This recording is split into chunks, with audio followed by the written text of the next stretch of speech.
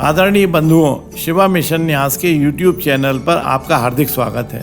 आज का वीडियो हमारे धार्मिक स्थलों एवं आयोजनों पर निरंतर बढ़ रही भक्तों की संख्या के पश्चात भी क्या कारण है कि हमारे दैविक एवं भौतिक दुख दर्द दूर नहीं हो रहे हैं। आज इसी संबंध में चर्चा करते हुए यह वीडियो तैयार कराया गया है। आपने अनुभव किया होगा कि विगत वर्षों से सनातन धर्म के धार्मिक स्थलों एवं धार्मिक आयोजनों पर भक्तों की संख्या में निरंतर वृद्धि हो रही है, किंतु भक्तों के कष्टों का निवारण नहीं हो पा रहा है। आखिर हम ऐसा क्या करें कि हमारी इच्छा आकांक्षाओं की पूर्ति धार्मिक स्थल के दर्शन से पूर्ण हो जाए? तो इसका बड़ा सरल उपाय है। आप धार्मिक स्थल पर अपनी कोई एक छोटी बड़ी बुराई या आदत छोड़ने का संकल्प लें और अपनी कोई एक मनोकामना पूर्ति के लिए निवेदन कर दें। आपका कल्याण होगा, इसमें संदेह नहीं है। जबकि हो क्या रहा है, अधिकांश लोग तो अब पिकनिक मनाने धार्मिक स्थलों पर जाने लगे हैं। उनका उद्देश्य आध्यात्मिक कम, मौज मस्ती ज्यादा हो गया है।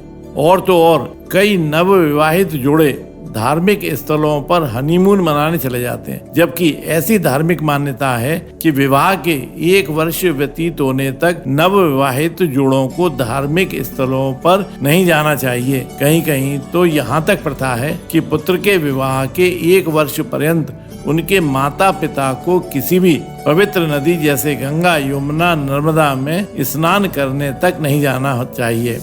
आइए आज आपको एक ऐसी कहानी सुनाते हैं जिसको सुनकर संभवतः आपको अपनी त्रुटियों का ज्ञान हो जाएगा। एक बार की बात है, कार्तिक मास में गंगा जी के किनारे एक बड़ा मेला लगा हुआ था।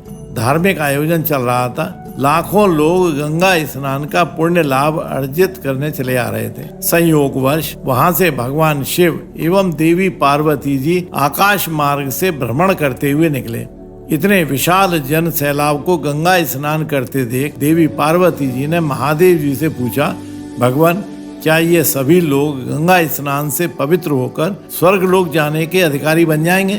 तब भगवान शिव देवी पार्वती जी से बोले, ऐसा नहीं है। जो मनुष्य पूर्ण श्रद्धा, भक्ति एवं समर्पण के भाव से गंगा स्नान करेगा वही स्वर्ग लोक जाने का अधिकारी होगा।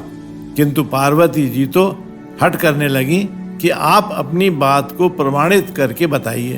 तब भगवान भोलेनाथ ने कहा, अच्छा ठीक है, मैं एक वृद्ध कोढ़ी ब्राह्मण का रूप धारण कर लेता हूँ और देवी आप एक सुंदर युवती का। फिर देवी आप मुझे उठाकर इस गंगा पर आयोजित मेले के मार्ग पर ले चलें तथा वहां से निकल रहे तथा गंगा स्नान को जा रहे लोगों से मुझ कोढ़ी रूपी पति को गंगा घाट तक ले चलने में सहायता करने का उपक्रम करें। तदुपरांत देवी जी द्वारा वैसा ही किया गया। किंतु आश्चर्य की बात, सहायता करना तो दूर, कुछ लोग तो वृद्ध कोढ़ी पति को वहीं छोड़ देवी पार्वती रूपी युवती से अपने साथ चलने को कहने लगे। कुछ ने तो विवाह का प्रस्ताव भी रख दिया तथा कुछ वृद्ध कोढ़ी ब्राह्मण रूपी शिव जी को देख घृणा से मुंह फेर कर चल दिए। काफी समय बाद एक सामान्य सा दिखने वाला व्यक्ति आया और युवती रूपी पार्वती जी से उन वृद्ध रूपी शिव जी को उठाकर गंगा तक ले जाने को तैयार हो गया। तब देवी ने उससे कहा कि मेरे पति को कोढ़ है, तुम्हें भी यह रोग लग सकता है। किंतु वह भद्र पुरुष नहीं माना और उन शिव रूपी कोढ़ी ब्राह्मण देव को गोद में उठाकर गंगा स्नान करा दिया। तदुपरांत स्वयं स्नान कर अपने गंतव्य को चला गया।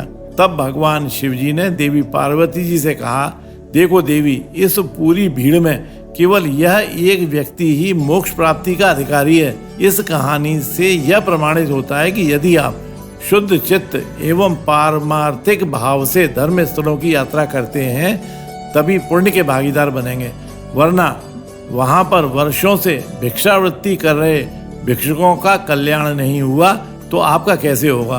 क्योंकि धर्म स्थलों पर पुण्य और पाप करने पर सामान्य स्थल की अपेक्षा 100 गुना होकर फल प्राप्त होता है। अब आप किस भाव से धर्म स्थलों पर जाते हैं, स्वयं आत्मविश्लेषण कर लें। अतः शिवा मिशन न्यास का आप भक्त गणों से अनुरोध है कि पुण्य प्राप्ति के लिए भविष्य में जब भी धर्म स्थलों का दर्शन पूजन करने जाएं, अपने भीतर की एक बुराई वहीं छोड़कर आएं, तभी आपको ईश्वर की कृपा प्राप्त होगी। यदि यह वीडियो आपको अच्छा लगा हो तो लाइक करें, शेयर करें एवं सब्सक्राइब करें। बोलिए ओम नमः शिवाय।